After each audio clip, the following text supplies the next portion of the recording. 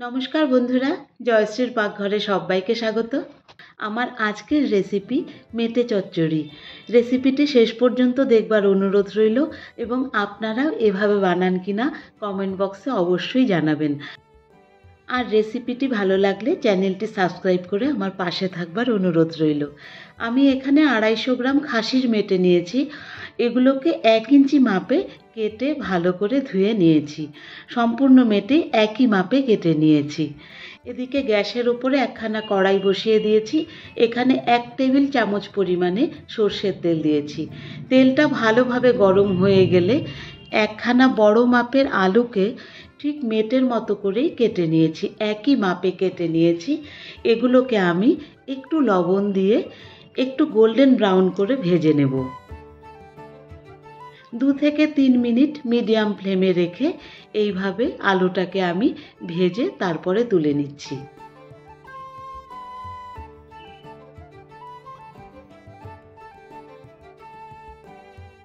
আলুটা তুলে নিয়ে এর মধ্যে আরও 2 টেবিল চামচ পরিমাণে তেল দিয়েছি। তেলটা গরম হয়ে গেলে এর মধ্যে একটু ফোড়নে দিয়ে দিলাম গোটা গরম মশলা আর একখানা তেজপাতা। ফোড়নটা একটু লালচে হয়ে এলে এর মধ্যে দিয়ে দিচ্ছি 2খানা মিডিয়াম সাইজের পেঁয়াজকে কুচিয়ে কেটে নিয়ে আর একখানা টমেটো, আর দিয়ে দিচ্ছি 1 চামচ রসুন বাটা আর 1 চামচ পরিমাণে আদা বাটা। বাকি মশলাগুলোও আমি একসাথেই দিয়ে দেব। দিয়ে দিচ্ছি 1 চামচ হলুদ, 1 চামচ লবণ, 1 চামচ লঙ্কা গুঁড়ো আর 1 টেবিল স্পুন ধনে গুঁড়ো। এখানে কিন্তু আমি জিরে গুঁড়ো ব্যবহার করব না। মেটে চচ্চড়ি এমনিতেই কালো রঙের হয়, আর জিরে গুঁড়ো দিলে তরকারিটা আরও কালচে হয়ে যাবে।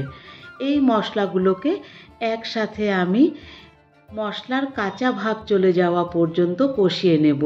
সেজন্য 5 মিনিট মিডিয়াম ফ্লেমে এই মশলাটাকে আমি প্রথমে কষিয়ে নিচ্ছি। 5 মিনিট হয়ে যাবার পরে মশলার এক্সট্রা জলটা টেনে গেলে এর মধ্যে আমি দিয়ে দিচ্ছি মেটেটা। এবারে মেটের সঙ্গে সম্পূর্ণ মশলাকে একবারে নেড়েচেড়ে মিশিয়ে নেব। মেটে আর মশলা ভালোভাবে মিক্স হয়ে গেলে ঢাকা দিয়ে আমি 6 থেকে 7 মিনিট মিডিয়াম ফ্লেমেই এটাকে কষতে দেব। 6 মিনিট পরে আমি ঢাকনা সরাচ্ছি। মেটে থেকে কিন্তু প্রচুর তেল বেরিয়েছে আর মশলাও মোটামুটি কষে এসছে। এখন আমি ঢাকনা খোলা অবস্থায় আরও 2 মিনিট এটাকে একইভাবে কষতে দেব।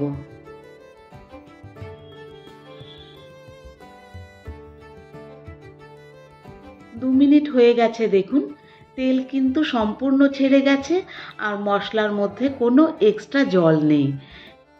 এখন আমি এর মধ্যে দিয়ে দিচ্ছি ভেজে রাখা আলুগুলো, আর আলুর সাথেই দিয়ে দিব কয়েকটা চেরা কাঁচা লঙ্কা।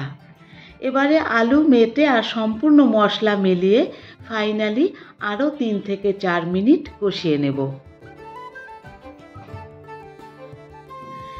মেটে চচ্চড়ি করতে গেলে কিন্তু একটু ধৈর্য ধরে ঢাকনা দিয়ে দিয়ে ভালোভাবে কষিয়ে রান্না করলে দারুণ স্বাদ হয় খেতে, আর মেটের এক্সট্রা যে গন্ধটা থাকে সেটাও থাকে না। আলুর সাথে মেটে একসাথে সুন্দর কষানো হয়ে গেছে। এখানে দিয়ে দিচ্ছি আমি খুব সামান্য পরিমাণে হালকা গরম জল। জলটা কিন্তু একেবারেই কম ব্যবহার করেছি।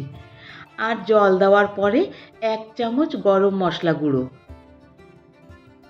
এখন আমি ঢাকা দিয়ে আরও 5 মিনিট রান্না করে নেব।